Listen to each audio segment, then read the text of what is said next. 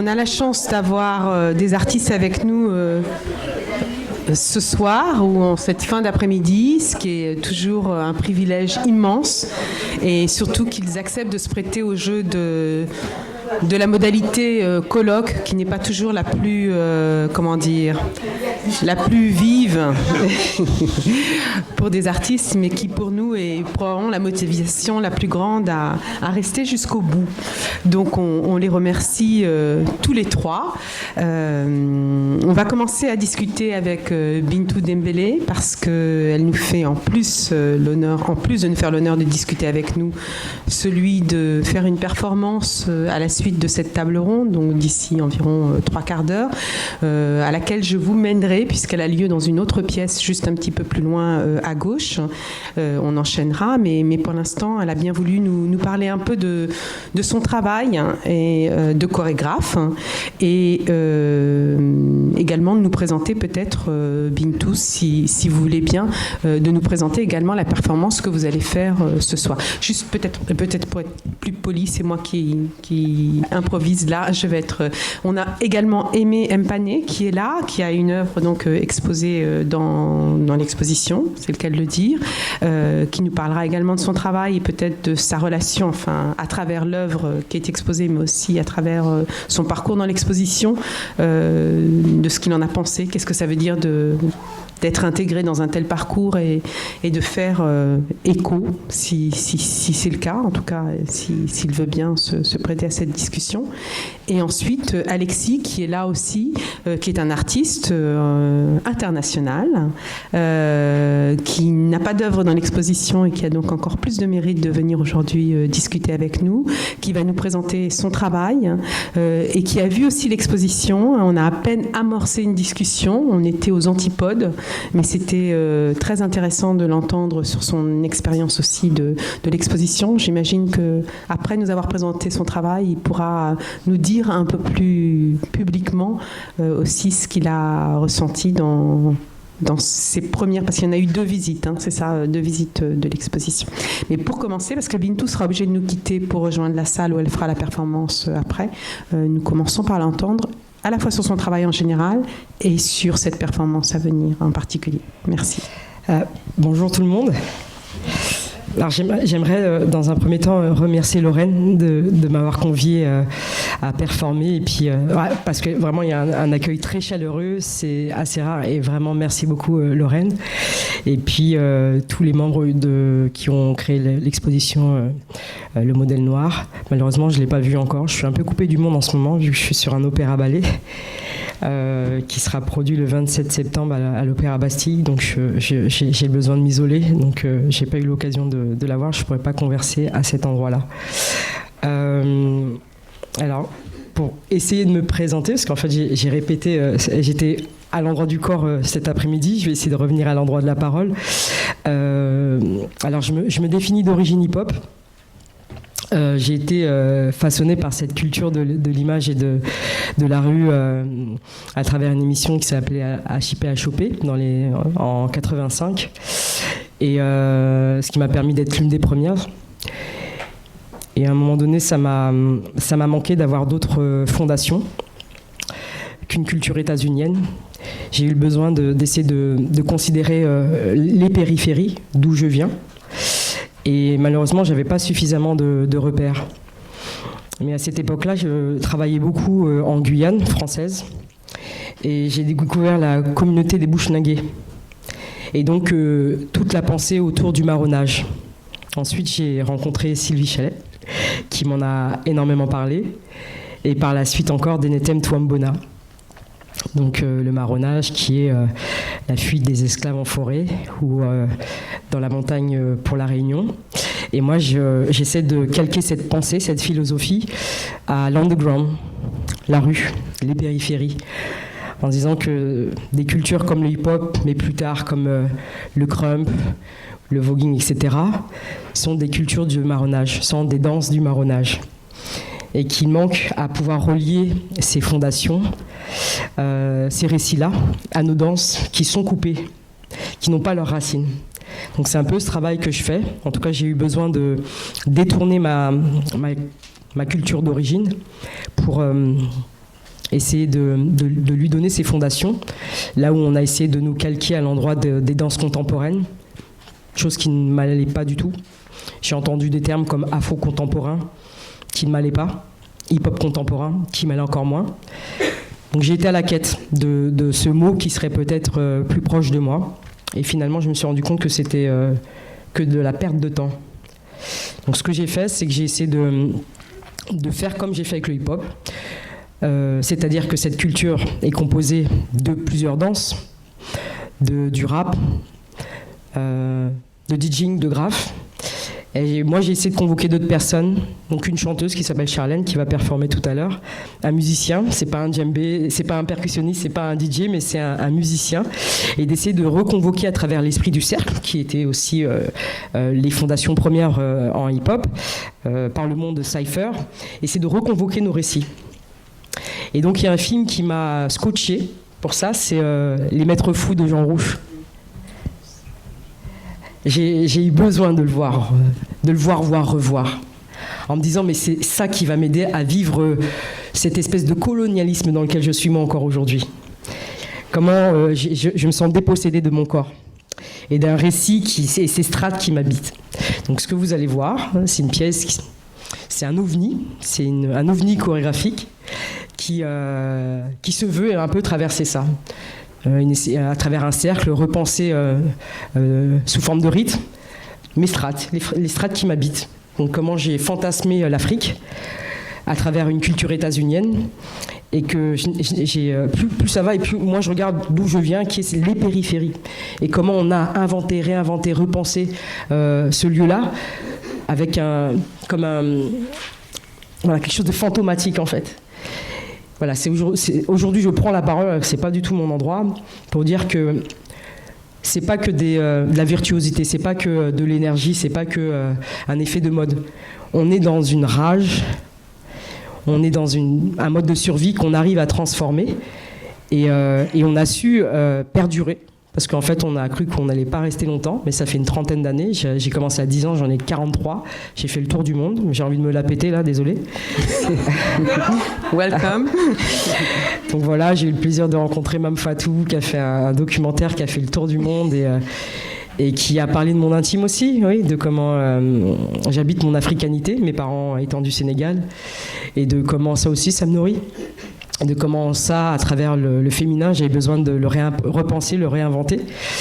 Mais en même temps, j'aime bien cette expression de la rappeuse, enfin de l'artiste Kazé, qui dit que je suis ni homme ni femme, mi-homme, mi-femme.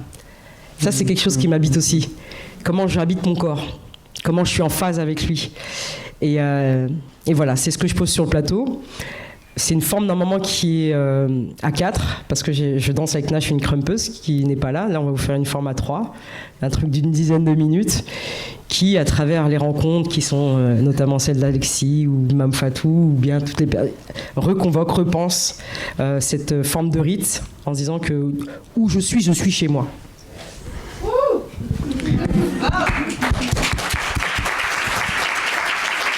Bintou, est-ce que je peux vous poser juste une question avant de vous laisser vous préparer? Vous parlez beaucoup de périphérie, moi ça m'intéresse ça.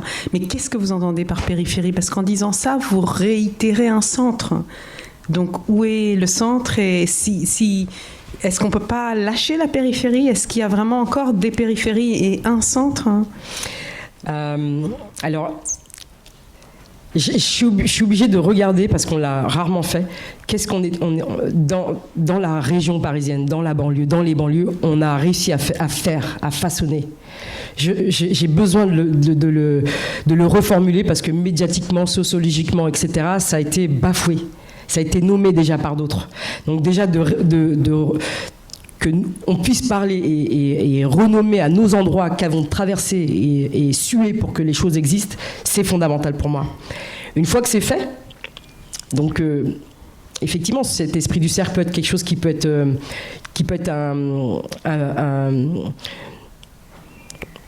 ça peut devenir un venin finalement. Ça peut contaminer, ça peut être positif, mais à la fin, ça peut devenir un venin. Il y a dans mes gestes aussi qu'on retrouve, mais dans ma manière de penser, la spirale. Et alors j'ai été au Sénégal, il y avait un événement qui était piloté par Rama Thiaw, la réalisatrice, qui s'appelait Sabar Artistique, et j'ai rencontré Ken Bougoul, une auteure. C'était un événement féminin. Là, je sais pas, il y avait des choses qui me... Et elle m'a parlé de la spirale, mais d'une spirale qui s'élève, qui s'appelle Tchelewere. Et là, je me suis dit, mais c'est ça. C'est ça. C'est plutôt ça que l'idée de la périphérie qui reste et qui tourne sur elle-même. Là, elle m'a donné encore une autre pensée de ce que peut être le cercle, la spirale, et comment à un moment donné ça se déploie, ça jette des trucs, ça renouvelle. Donc, mais ça part de la périphérie. Merci beaucoup.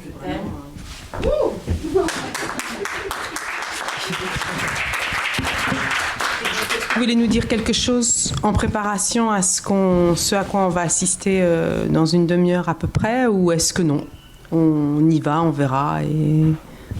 Oui, je peux juste vous inviter à lâcher prise et à juste vous laisser bercer parce que vous allez traverser. Ouais, voilà. Je peux juste vous... Voilà. Des fois, il y a la parole, des fois, c'est bien de la laisser de côté et de juste vous laisser porter par... voilà, on va vous amener dans l'autre pièce et vous allez être ailleurs, c'est un autre univers. Voilà, des fois, il y a les mots, il faut s'en passer, en fait. D'accord, promis. Merci encore beaucoup, Bintou. Je ne vais pas vous entendre. On vous racontera. Et à tout à l'heure. Merci beaucoup. Bon, formidable. Alors, je me tourne vers Aimé, je ne sais pas pourquoi, enfin sans sens, quoi. Je ne sais pas comment dire les choses. Est-ce que... Alors voilà, donc Aimé a, pour ceux qui ont vu l'exposition, une pièce exposée donc, dans la dernière salle qui rassemble un certain nombre d'œuvres contemporaines qui ont été pensées comme je dirais des interventions d'artistes qui réfléchissent au sens vraiment de réfléchir, de regarder aussi derrière et notamment autour de l'Olympia de Manet, qui était d'ailleurs une initiative au départ de Denise à New York essentiellement, et qu'elle a réussi à imposer de manière ténue dans la version parisienne de l'exposition, et Aimé avec quelques autres, donc Larry Rivers, mais qui est plus anciens, et Hélène Gallagher aussi font partie des artistes qui offrent, je dirais, un miroir réfléchissant et une réinterprétation finalement de ce tableau. Mais, premièrement, je remercie tout le monde et surtout les organisateurs de m'avoir invité. Vraiment un grand merci particulièrement à Denise de m'avoir inclus dans cette exposition. Pour moi, c'est un moment très important par rapport à mon travail. Je vais me présenter. Moi, je suis quand même un artiste qui vient d'une longue tradition. Donc, il y a mon grand-père et mon père qui a toujours aussi... J'ai vu tout le monde sculpter, travailler les bois, travailler l'art. Et depuis tout petit, j'ai été aussi initié. Et puis, on m'a inscrit, parce que c'était pas occidental, on m'a inscrit à l'Académie de Beaux-Arts de Kinshasa. Donc, j'ai étudié l'art à Kinshasa. Et puis après, je suis venu en Belgique faire la suite à la Cambre, à Bruxelles. Donc, du coup, ma vie je suis toujours resté quelqu'un qui vit toujours entre deux cultures. Donc, j'ai une partie de mon atelier qui est à Kinshasa, une autre partie à Bruxelles. Donc, je navigue entre les deux. Donc, mon travail, c'est vraiment un travail qui est nourri par ces deux cultures. Puisqu'on posait la question par rapport à l'œuvre de Manet, j'aimerais trop expliquer pourquoi j'ai fait cette œuvre, pourquoi je me l'ai appropriée. Quelqu'un qui vit entre deux cultures, pour moi, c'était très important. La première fois quand j'ai vu l'Olympia, c'était le bouquet de fleurs qui m'avait beaucoup interpellé. Et ce bouquet, c'était la femme noire. Et je me dis, mais c'est dingue, c'est fou, cette représentation de Manet. C'est ce que nous vivons aujourd'hui. Et parce que moi, en fait, mon travail, il y a toujours cette notion décoloniale qui est toujours présente, cette pensée, cette philosophie qui me hante toujours depuis très longtemps. Alors je me dis, tiens, aujourd'hui, quand on parle de la discrimination en Europe, une fleur, elle est toujours acceptée, partout. Je dis, mais je vais inverser. Et ça m'intéressait maintenant dans le bouquet de fleurs qui est maintenant la mort. Et aussi la notion de mort chez nous, en tant que moi, en tant que Bantou, c'est très important. Puisque la mort peut être aussi la mémoire pour les les morts pour les passer. C'est intéressant, c'est pas seulement la mort qui est coupée, qui est arrêtée. Et cette notion de dignité que je voulais aussi mettre en évidence, c'était moi intéressant aussi. Parce que dans mon travail, il y a toujours la dignité qui est suivie par la mort. Et puis la mort est vue d'une façon un peu positive, tout comme négative. C'est comme on peut voir par exemple dans cette pièce par exemple, oui, qui est une pièce qui est faite en allumette. Et ici, d'abord déjà les titres déjà très intéressants. Les intitulent Congo, ombre des ombres. Et il y a la date du 1885 qui est marquée là. Et le choix de matériel n'est pas non plus quelque chose que je prends par hasard. Puisque moi, le matériel que j'ai choisi me permet toujours à dire des choses, à aller plus loin. Et là, on revoit encore la notion où il y a la mort qui nous est tous liés. Et il y a un côté aussi de la dignité, du respect et de tout qui revient, repose en même temps la question de l'histoire.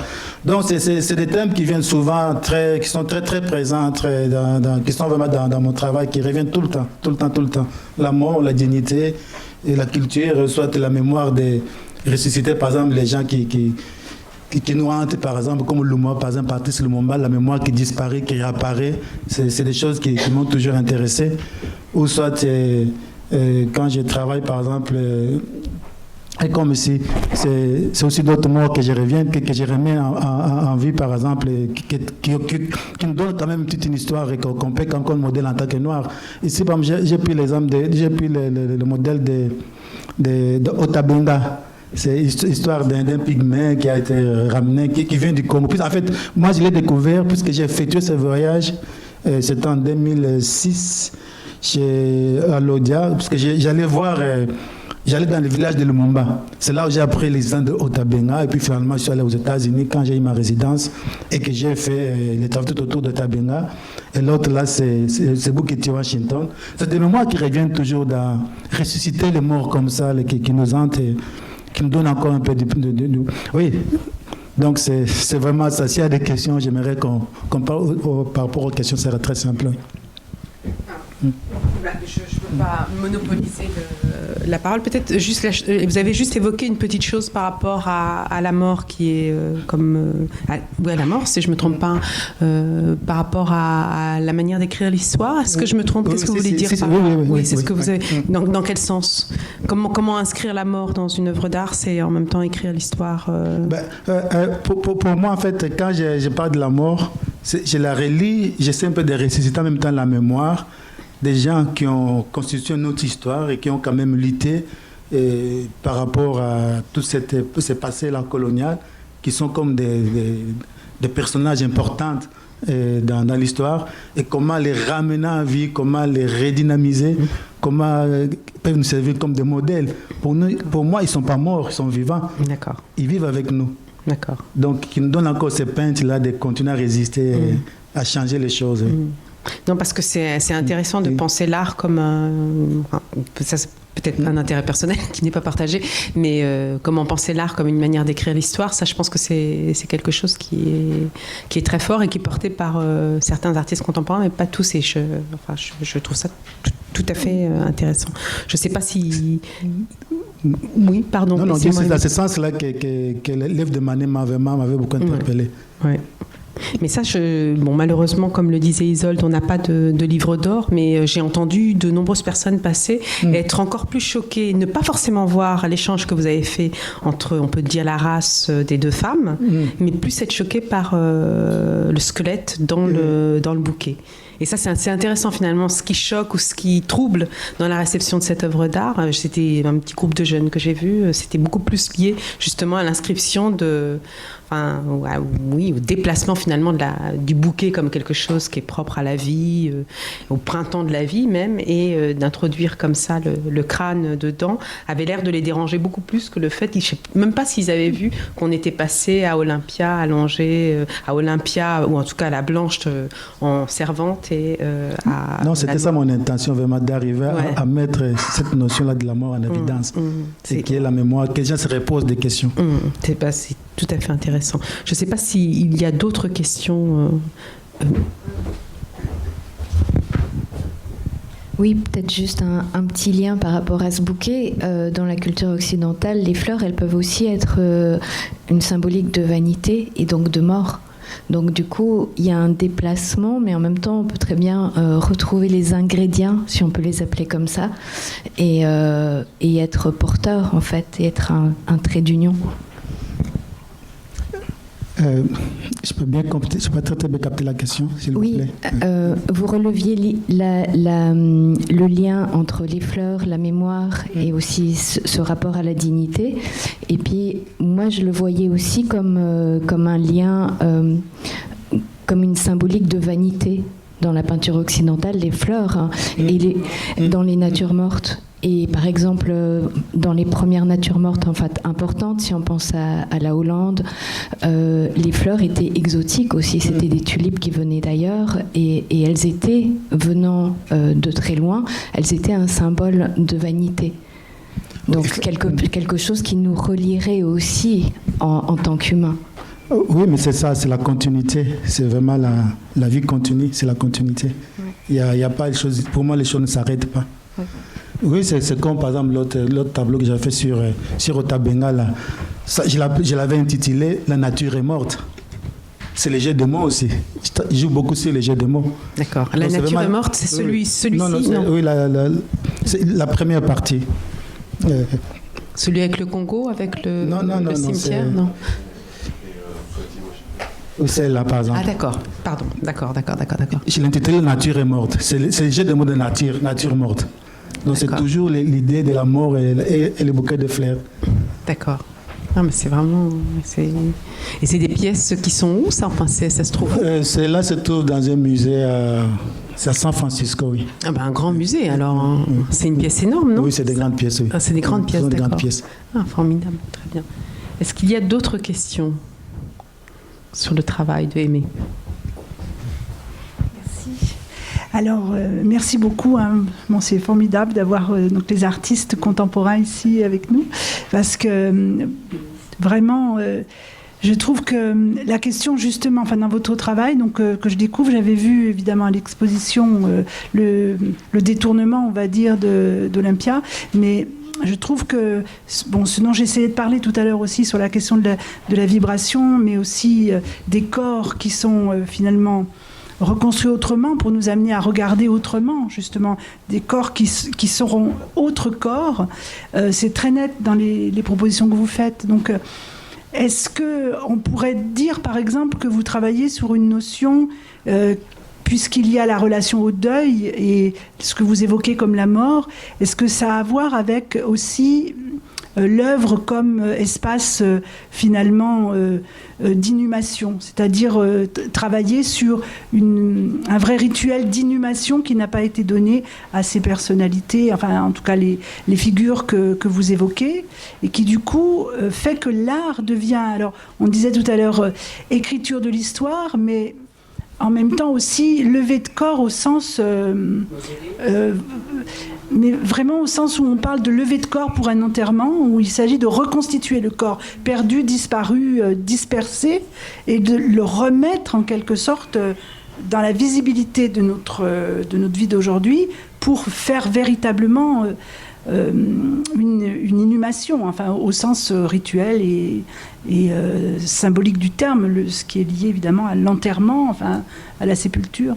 Voilà. Moi, effectivement, c'est ça. En fait, je dirais, quand je travaille le corps d'une façon un peu morcelée, d'une façon un peu singulière, c'est pour constituer ces corps, pour moi, qui est un corps peuple noir, un corps immatériel, que j'aimerais vraiment remettre au travers de mon travail, les reconstituer, les redonner encore la place, les redonner encore la dignité dans notre société.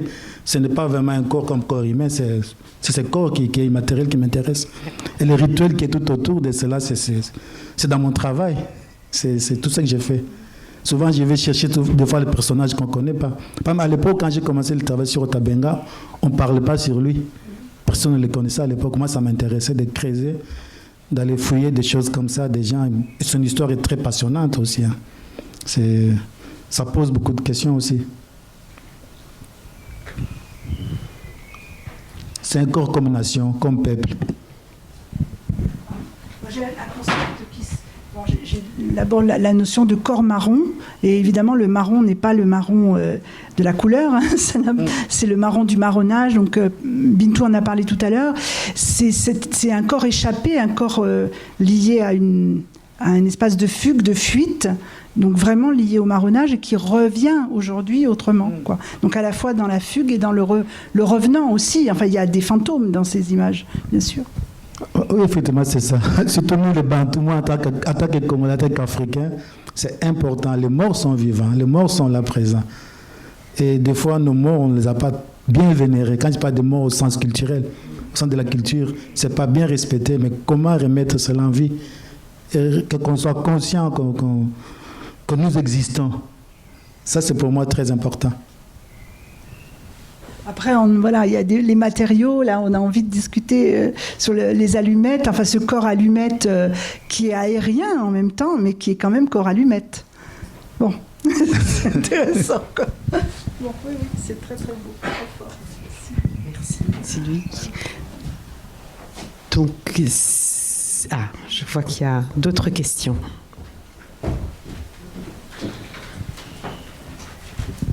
Oui, bonjour. C'est juste pour savoir si on peut évoquer aussi la mémoire dans votre travail. Mémoire de l'histoire comme mémoire des anciens qui nous ont quittés, que vous évoquez dans le travail. Est-ce que c'est un travail de mémoire aussi? Oui, c'est vraiment un travail de mémoire. Parce que moi, j'ai l'impression que, surtout dans notre culture, moi, je connais très bien, pas très bien, je connais bien le Congo parce que j'ai passé une partie de ma vie au Congo. J'ai l'impression que cette mémoire-là, vraiment, on est tenté de l'oublier, le mémoire de nos ancêtres, le mémoire de certaines traditions, le mémoire de notre dignité qu'on avait. C'est vraiment un travail de mémoire d'autre part, en quelque sorte, je peux dire. Il y a une bonne partie de mémoire dans mon travail. C'est pas par hasard, par exemple, comme dans Olympia, j'ai tout coupé un petit morceau. C'est pour évoquer la mémoire. Normalement, quand c'est dans grande pièce, quand on passe devant, on a l'effet statique et les œuvres bougent. Et tant le plus d'être devant les mémoires dans certains muraux que j'ai faits. C'est vraiment dans la mémoire même, au sens de l'histoire aussi. D'accord. Merci. Merci.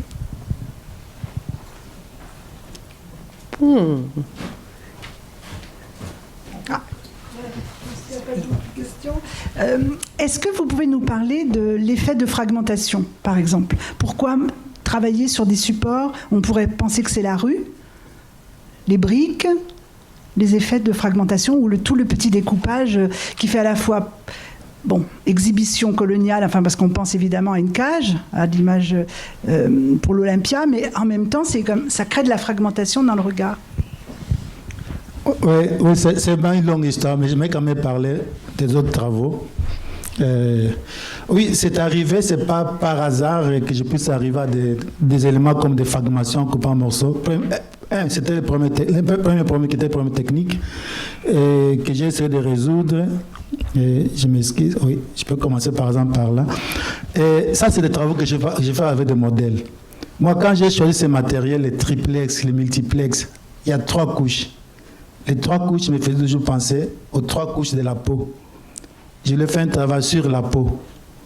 Et même le format de chaque portrait, c'est 31 sur 32. Ça fait plus ou moins la superficie de la peau du visage, mais sans compter les plis des nez et des autres. Alors, ici, j'avais qu'un seul outil, qui était l'herminette.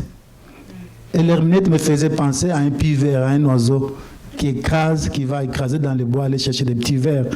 Et les petits vers bouffent aussi l'arbre. C'est un processus qui est inachevé, qui est en continu. Et c'est comme le pouvoir chez nous, qui écrase les faibles, et les faibles détruisent tout le reste. C'est les problèmes écologiques qui s'ensuivent et tout le reste. Alors, de prendre juste les seuls outils et de travailler en face, en direct avec des modèles, l'idée c'était de remettre ces gens, surtout c'était les jeunes qui sont tout autour de mon atelier, de leur redonner vie. C'est pourquoi je les intitule toujours les icônes contemporaines. Moi, je parle de l'idée comme icône. On avait toujours une seule couleur de fond qui est colorée. Et le reste, en fait, c'est vraiment le travail d'arrachage. Mais alors, quand je voulais passer au grand format, ce serait intéressant de les éclater. Et c'est facilement un travail qui va plus évoquer des mémoires quand je travaille dans la mémoire. Donc, c'est le fait de couper qui peut évoquer des murs, qui peut évoquer des mosaïques, mais ce n'est pas des mosaïques. Moi, j'aime toujours l'appeler des muraux. C'est comme un mural, oui. C'est encore au tableau, Non. Ça, c'est un travail que j'ai fait quand j'étais à Lomela, à Ikono. J'ai fait un travail avec les pygmées. C'est les jeunes pygmées, en fait, oui. Merci beaucoup, Aimé. Alors vraiment, c'était passionnant de vous entendre sur ce travail et dont on ne soupçonne pas finalement toutes les ramifications lorsqu'on est juste face à cette œuvre qui est exposée dans l'exposition. Donc c'était vraiment important de voir dans la globalité votre production. Merci beaucoup.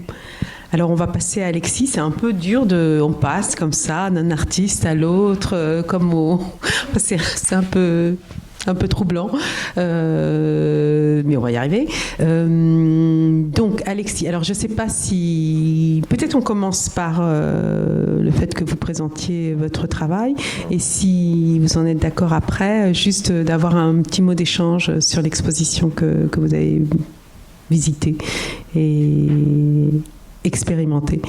Donc je vous laisse présenter d'abord votre travail, puisque vous nous avez amené aussi des images. Ouais, absolument. Et merci d'être venus si nombreux. Et merci à Columbia et merci au musée d'Orsay. Est-ce que tu pourrais me mettre Qu'est-ce que je... Faut que je cherche ma présentation. Ah, oui, bonne idée, ça peut aider. Alors, voilà, ça doit être sur le... Est-ce que tu te vois je suis passée au-dessus du coup. Alors, je sais pas une minute, je vois rien du tout. Et là, c'est la première. Et là, je te mets en diaporama. Ouais. Et que je peux changer moi-même. Alors, un écran. Tu sais comment faire? View. Rotate. Page display. Non. Full screen. Il est où? Voilà, that's what I was looking for. Perfect. Le micro marche. T'as pas besoin de ce micro-là. Il y a celui-là qui marche. Je lève un peu. Voilà. Je te laisse sur la table. Merci. Voilà. Donc, j'ai juste présenté rapidement mon travail qui est en rapport avec les dynamiques raciales, les dynamiques identitaires, et par rapport à ce que j'ai vécu, et ce que j'ai vu autour de moi en grandissant en France. Donc, je suis né en 79 et j'ai grandi dans les années 80 à Paris. Voilà, donc je vais montrer en tant qu'enfant ce qu'on voyait en France. Donc voilà, c'était les images qu'on avait. Enfin, beaucoup de vous, j'imagine, connaissent Tintin au Congo ou Banania. Voilà, donc les images, référence à Joséphine Baker, beaucoup d'images avec les yeux écarquillés, un peu comme des animaux aussi. Voilà, une pub pour du poulet frit. À quelle sauce je vais manger le blanc? Fritam, le poulet blanc, jeu de mots.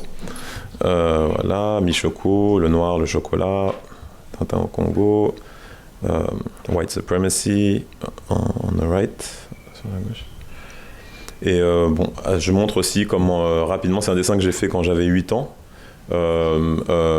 comment en fait...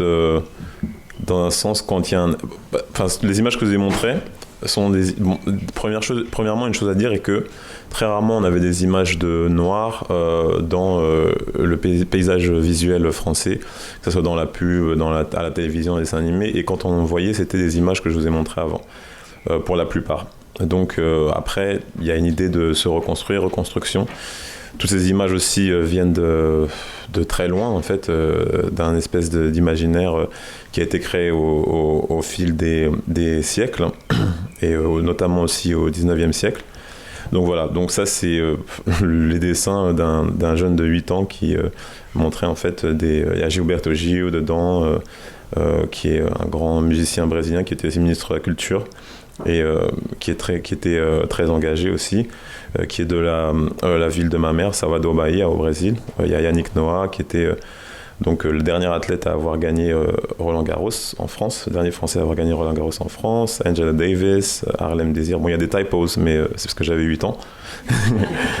et Desmond Tutu. Donc voilà.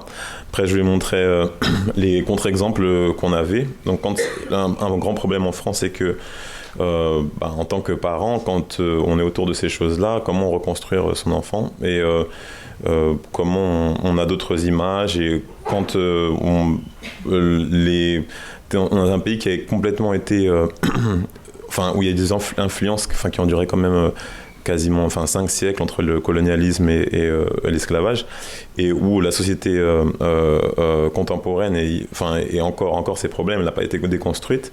Et donc des séries comme Roots ont beaucoup aidé à comprendre beaucoup de choses.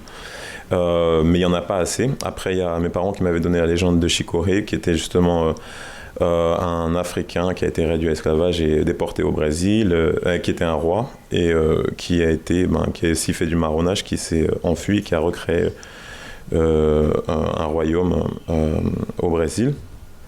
Donc voilà, le Cosby est problématique aujourd'hui, mais c'était un des seuls exemples qu'on avait, d'ailleurs positif à la télévision en tant qu'afro-français, parce qu'il n'y avait rien sur les afro-français, sur les afropéens à la télévision. Donc quand on voyait les noirs, d'ailleurs c'est pour ça je pense que Bintou, et je sais que moi on s'est beaucoup... on a rely beaucoup sur les images des noirs américains, parce que c'est les seuls noirs qu'on voyait à la télévision. Après, on a les images du défilé de 1789, de 1989, le bicentenaire. Et donc là, on voit les travaux de Jean-Paul Goude. Jean-Paul Goude qui a été très instrumental. Je parle en franglais, désolé. J'imagine que tout le monde comprend un peu les deux. Ouais, in bringing black people in advertising in France. And also other people, Arabs and Asians, en tout cas des gens autres que blancs. Mais bon, et ça a été une grande influence, mais aussi il a fait d'autres choses, comme il a fait des choses en blackface qui étaient un peu plus problématiques. Mais bon, c'est toujours une influence dans mon travail. Voilà, ça on arrive aux années 2000, donc ces images contemporaines, où ils ont changé Banania, ils l'ont update, mais bon, ça reste quand même assez coonish, avec des gros yeux écarquillés, les grosses lèvres rouges. À côté, à droite, on a du blackface dans Vogue, je crois. Ça, c'est un des plus grands journaux, comme on connaît, l'équipe sportif en France. Donc voilà, du blackface, des têtes un peu stéréotypées, réductrices. Voilà, ils ont voulu faire une super idée de refaire la Dream Team de 92 pour cette publicité. Et donc voilà, ils ont fait du blackface. Voilà, bon, c'est marrant parce qu'il y a quelques mois, je parlais de cette fresque à l'Assemblée nationale et tout le monde était étonné, choqué. Bon, maintenant, je pense que tout le monde est au courant de ce qui s'est passé. Voilà, bon, il y a en 91... un artiste a reçu une commande pour montrer les dates clés de l'histoire française. Et donc, donc il y avait aussi la Révolution, le droit de vote des femmes. Et pour ce qui est la libération de l'esclavage, il a fait ça. Et l'émancipation de l'esclavage, excusez-moi. Et donc voilà. Donc c'est assez problématique. Apparemment, je pense que, on va dire 90, pour être gentil, % des médias, de ce que j'ai vu le dernier mois, pensent que ce n'est pas choquant, mais c'est assez intéressant de voir ça de manière anthropologique en étudiant la France. Voilà. Après, quand j'ai montré ces images aux États-Unis, il n'y a pas une personne qui n'a pas trouvé ça choquant. Ça, c'est des images de Guerlain au journal de 13h. Il y a quelques années, qui avait dit la célèbre phrase j'ai commencé à bosser comme un nègre. Bon, je ne sais pas si les nègres ont vraiment bossé. Voilà. Et après, il y a eu des protests and marches. Mais il y a une chose que je trouve frustrante et intéressante en même temps à étudier en fait en France, c'est que rarement, quand il y a des dérapages racistes ou du racisme, on écoute rarement en fait la parole des Noirs français.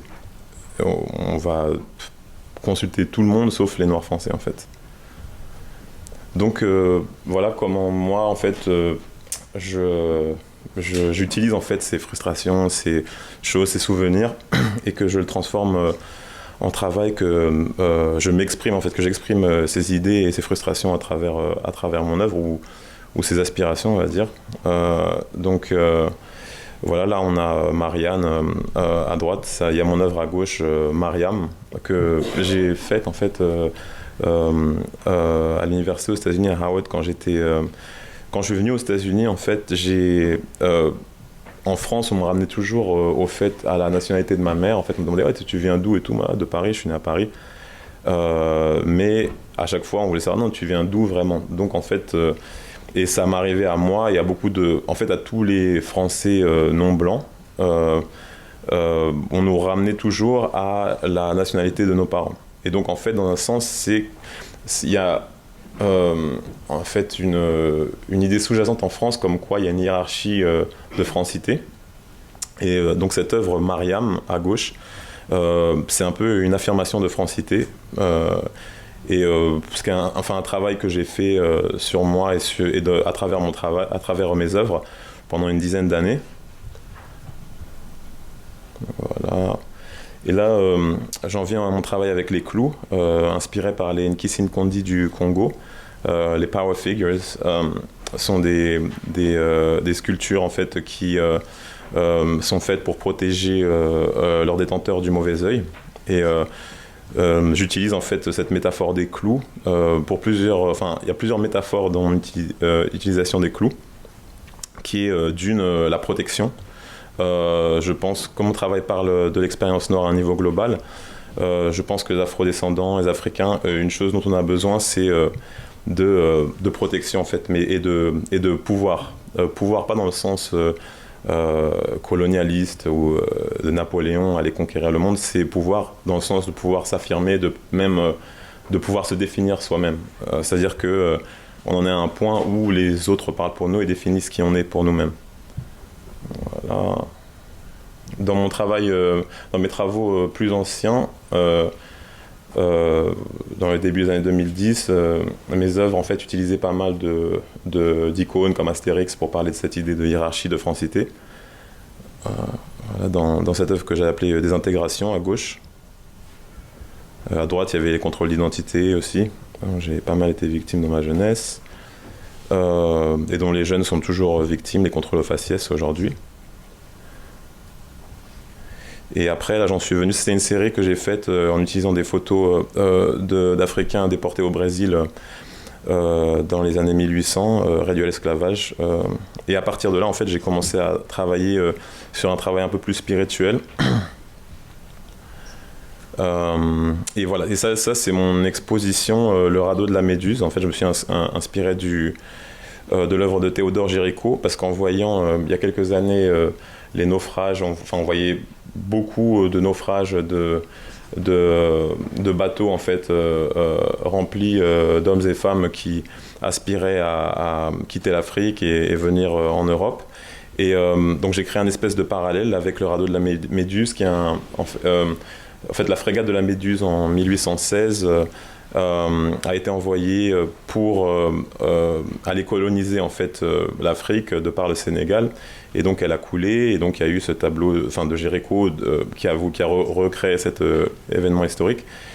Et donc en fait moi, un grand absent dans la manière dont les médias traitaient cette question du problème des migrants, on disait que c'était un problème, mais on voyait jamais pourquoi aussi ces gens venaient en France. Et donc je pensais qu'il y avait une certaine hypocrisie, donc j'ai voulu faire une exposition qui parlait en fait de cette hypocrisie et qui parlait aussi du colonialisme. Donc voilà, ce sont des œuvres qui étaient dans Raft of Medusa, Le retour de la vague. Ça, ce sont des œuvres qui sont faites avec des clous aussi.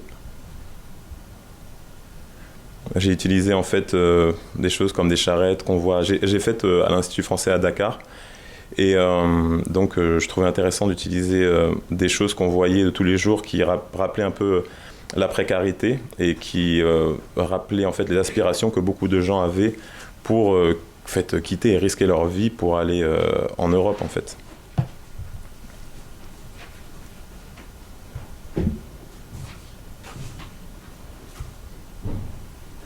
Ça, c'est une œuvre qui fait 6 mètres 40 par 5 mètres 80, qui est faite sur des palettes.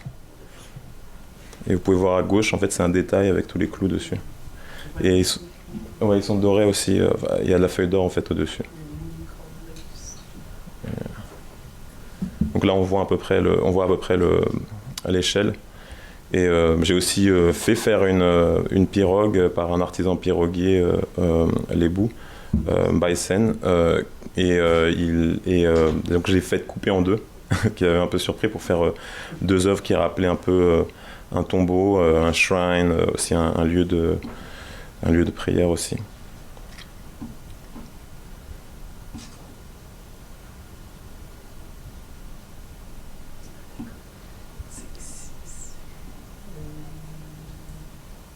Et voilà, et là, c'est la série de photos que j'ai faites qui viennent du film Raft of Medusa qu'on va voir assez rapidement après. Donc j'ai fait les costumes et voilà, j'ai utilisé des matériaux. Dans mon travail, j'utilise des matériaux pour créer des métaphores en fait qui parlent des idées que j'ai.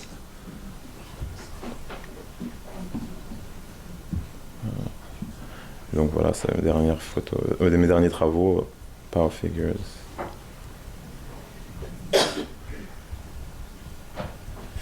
Voilà, et rapidement, je vais vous montrer Raft of Medusa. On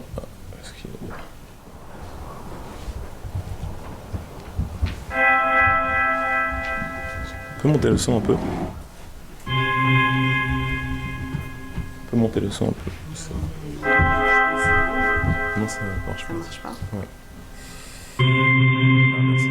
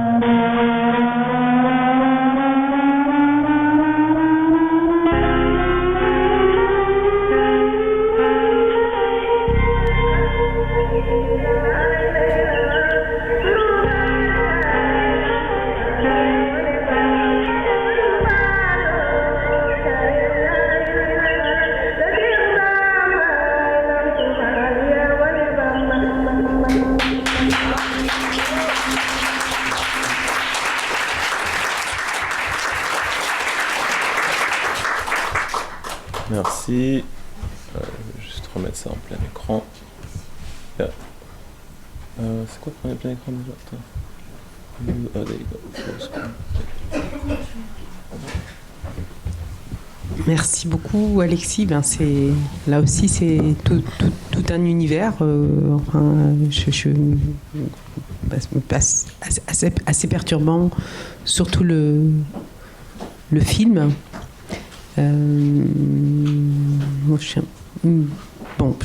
J'aurais plein de questions à vous poser, notamment je dirais ce qui m'a dérangé, puisqu'on était dans une discussion amorcée avant sur manifestement des dérangements qui ne sont pas réciproques.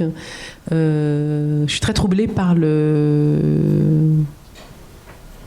l'introduction de cet enfant blanc et blond nourri par cette femme noire. J'y vois une dimension allégorique, mais aussi réaliste, qui est de nourrir précisément comme ça ce petit ogre blanc, en fait, quoi. Et ça, c'est quelque chose qui est assez troublant de mon point de vue, en tout cas, d'embarquer l'enfance dans ce qui pourrait être un péché originel d'exploitation, quoi.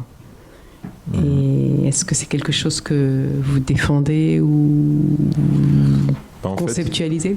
En fait, comme je disais tout à l'heure, une des choses que je voulais montrer quand on parle des migrants aujourd'hui qui viennent en France, et en fait c'était ce côté dont on ne parle jamais, qui est le colonialisme et ce rapport de force qu'il y a. Et en fait, il y a une idée, il y a beaucoup de choses à déconstruire. Dans les choses à déconstruire, il y a cette chose qui est que l'Occident nourrit l'Afrique, en fait. Tandis que, en fait, l'Occident pille l'Afrique. La France est la 5e puissance mondiale parce que elle profite à créer des situations et il y a beaucoup de choses géopolitiques qui font qu'elle profite des ressources naturelles de l'Afrique. La France n'a pas ces ressources naturelles, donc la France est pauvre, l'Afrique est riche.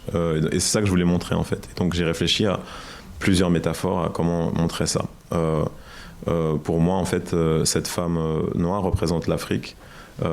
Donc souvent on montre l'Afrique de manière misérabiliste. Moi je voulais montrer le contraire. Donc on voit cette femme habillée avec des superbes parures, avec de l'or. Et donc je voulais montrer ça. Et dans ma réflexion était comment représenter la France. Donc la France, c'est ce petit enfant blanc et qui est nourri par l'Afrique. À un moment où il y a une scène assez subtile où on voit, en fait ce que je voulais faire au début c'était avoir la femme qui donnait le sein à cet enfant et avec de l'or qui coulait. Et donc en fait on voit un téton avec de l'or qui coule, mais c'est une image qui est juxtaposée. Et donc en fait c'était la métaphore, c'est pour ça que j'ai en fait fait jouer cet enfant dans ma scène. Je ne l'ai pas trouvé, c'est les parents qui m'ont laissé jouer. Comment? Je ne l'ai pas trouvé, c'est les parents qui m'ont laissé. Les parents étaient complices. Mais c'est dérangeant en tout cas, mais du coup efficace, quoi, parce que ça j'avais bien compris la métaphore, mais si vous voulez, c'est toujours plus compliqué, me semble-t-il, quand finalement on implique non pas des adultes, je dirais, mais des enfants, mais l'image est efficace, et surtout quand on sait aussi tout l'imaginaire de la nourrice, qui est lié aussi au corps noir, etc. Et de manière très ancienne, c'est absolument efficace. Mais c'est vrai que de voir son visage vraiment à l'enfant, c'est pas juste, c'est plus métaphorique, quoi. Donc il y a un sentiment d'accabler un jeune enfant blond et blanc qui n'est pas encore responsable de ce qu'il porte ou de ce qu'il charrie dans votre film. Mais du coup, encore une fois, je comprends bien l'espace de l'art quand même. Il y a beaucoup de films avec des enfants, en fait. Ouais. Oui. Bonsoir. Bonsoir. Je crois que vous avez déjà vous nous avez donné quelques éléments quant à cette réponse. Je voulais savoir quelle est la part de réflexion et d'intuition dans votre art, ou est-ce que l'œuvre s'impose à vous, ou allez-vous plutôt la chercher?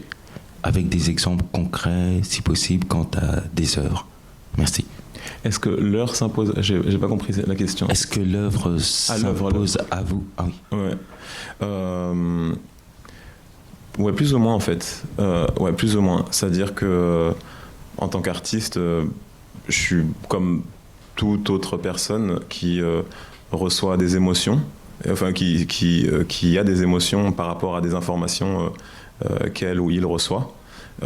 Et donc, mais moi en fait, j'ai le privilège en tant qu'artiste ou comme un musicien, un privilège en tant que musicien de pouvoir exprimer ces émotions, de les rendre. C'est-à-dire qu'en fait, en tant que noir français et noir français qui s'intéresse aux dynamiques identitaires raciales, c'est-à-dire qu'il y a beaucoup de choses tous les jours dans ces pays et à un niveau international. Même quand je retourne au Brésil chez ma mère ou aux États-Unis, en fait, qui me frustrent. Et donc, ces frustrations, ces sentiments, ces émotions, il faut que je les... il faut que I have to ooze them out, il faut que je les ressorte et moi je les ressors à travers des métaphores, à travers des œuvres, à travers de la poésie visuelle.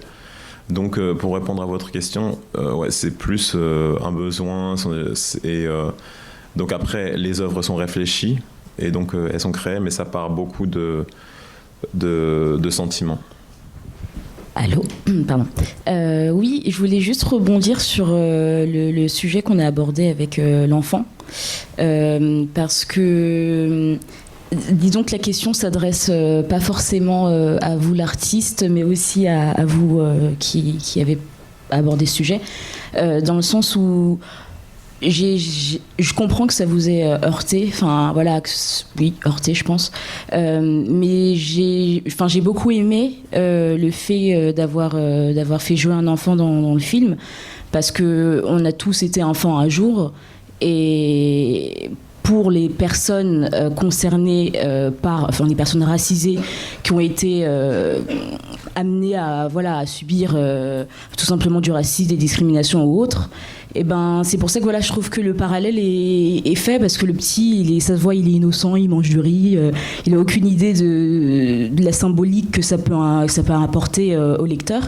et du coup c'est pour ça que effectivement je trouve que c'était assez c'était assez fort en fait de montrer ce petit entre le passé, l'innocence et maintenant le présent, le futur pour lui, et pas l'innocence, mais bon, du coup la réalité, quoi. Merci. Vous voulez ajouter quelque chose, Alexis?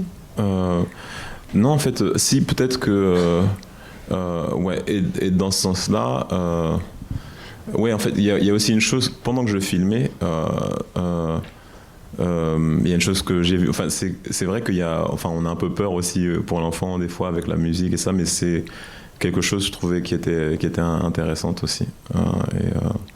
Et voilà. D'ailleurs, j'ai été invité il n'y a pas longtemps là au musée des colonies, qui a été rebaptisé le musée de l'immigration. De l'histoire de l'immigration. De l'histoire de la migration, pardon.